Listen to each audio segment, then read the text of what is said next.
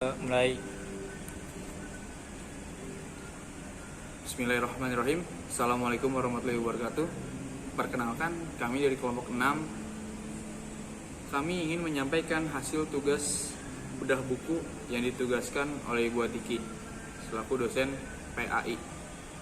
Dengan hormat, saya ingin menjelaskan buku yang bernama Akhlak, Tasawuf dan Karakter Mulia yang dibuat oleh Profesor Dr. Haji Abudin Atta, Magister Agama.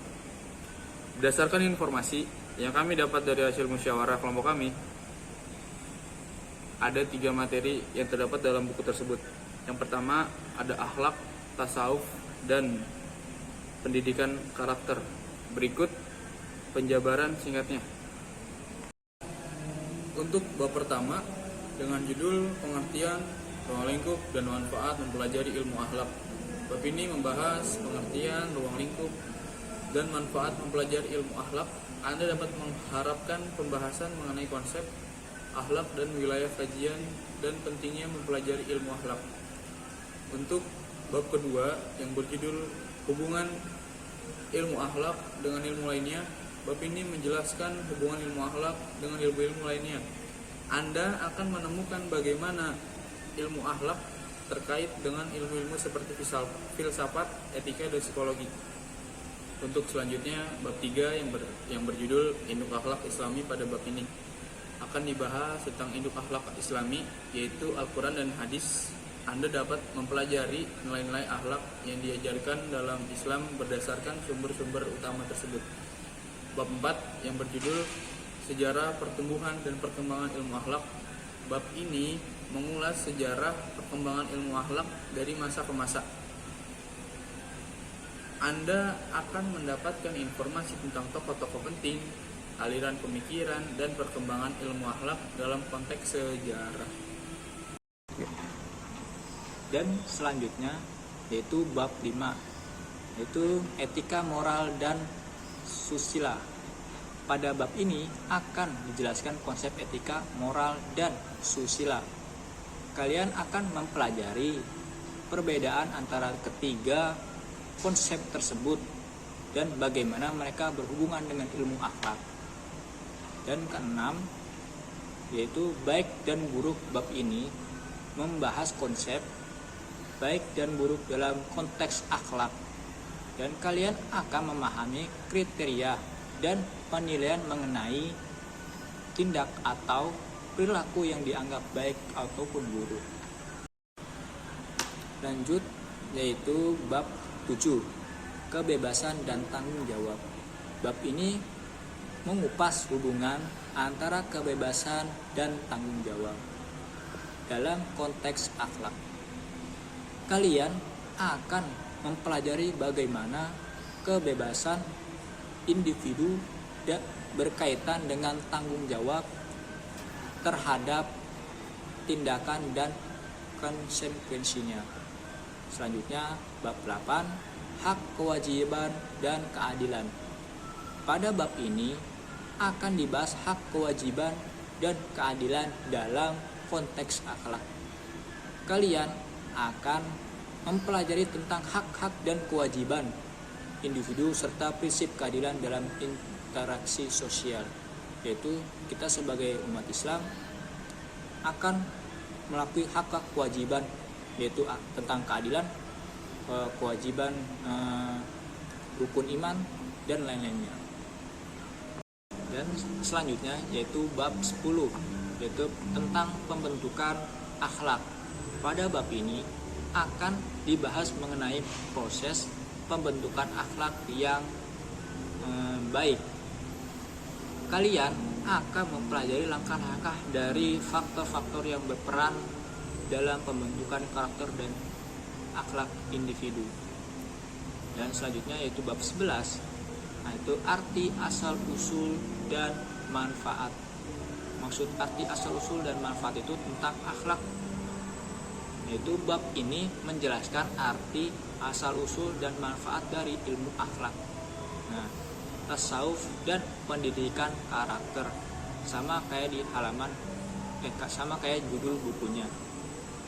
Kalian akan memperoleh pemahaman lebih lanjut mengenai konsep dan tujuan dan ketiga materi tersebut. Bab 12 dengan judul mengamat dan hal.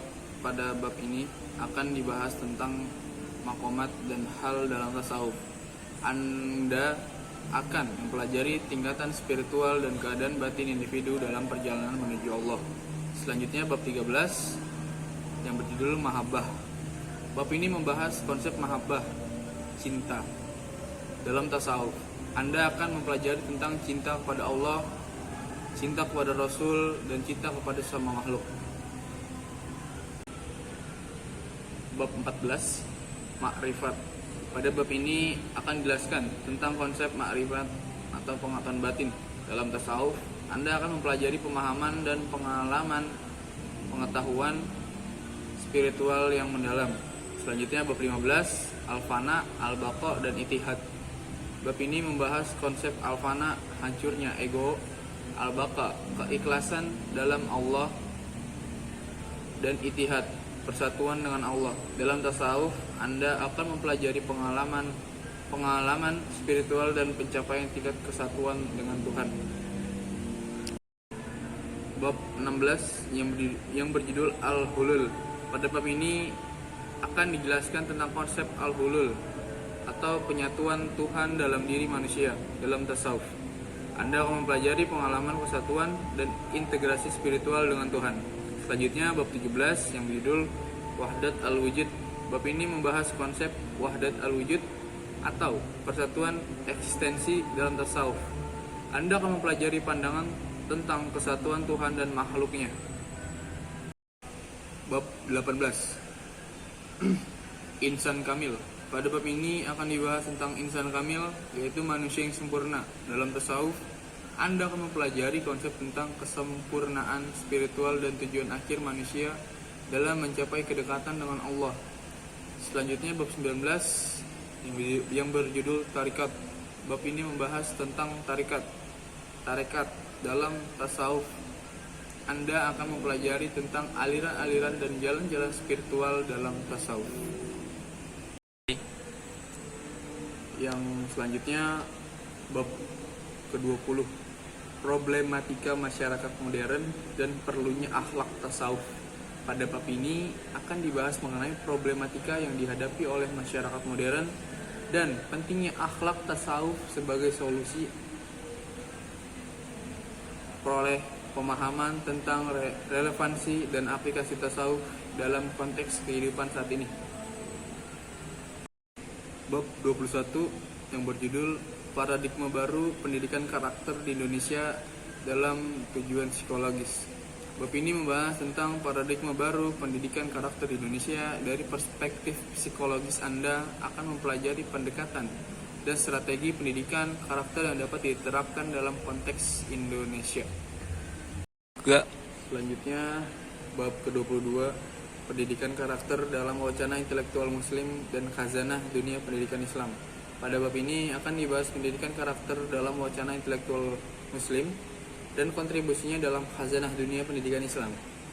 Anda akan mempelajari pemikiran dan pandangan tokoh-tokoh muslim terkait pendidikan karakter. Oke, memasuki bab terakhir, bab 23, revitalisasi pendidikan karakter untuk mencetak generasi unggul. Bab ini terakhir membahas tentang revitalisasi pendidikan karakter sebagai upaya untuk mencetak generasi unggul.